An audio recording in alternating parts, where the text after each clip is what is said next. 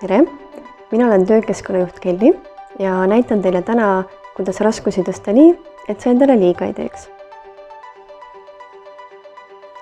Kui on vaja midagi rasket tõsta, siis esimesena me võiksime eelistada abivahendite kasutamist.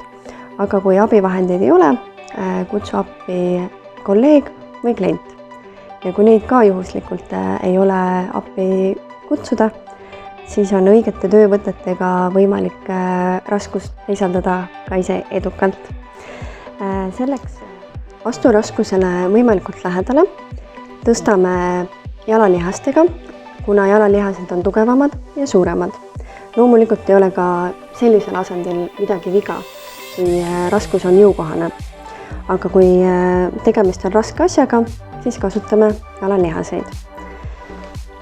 Kõverda põlved, aseta raskus võimalikult keha lähedale.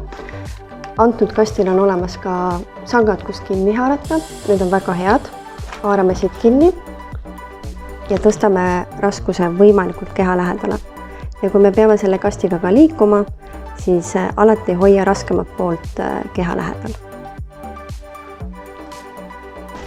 Ja raskuse langetamisel kasutame täpselt samu töövõtteid. Kui raskus on kõrgem ja ebamugav on minna talle väga lähedale, siis on võimalus asetada üks põlv raskuse ette ja tõsta raskust sellises asendis ja samamoodi ka langetada.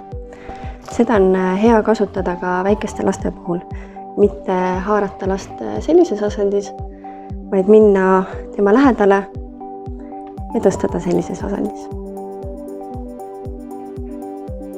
Raskusi tõstes ära tee endale liiga. Väldi keha pööramist, painutamist ja kindlasti ära hoia raskust kehast eemal.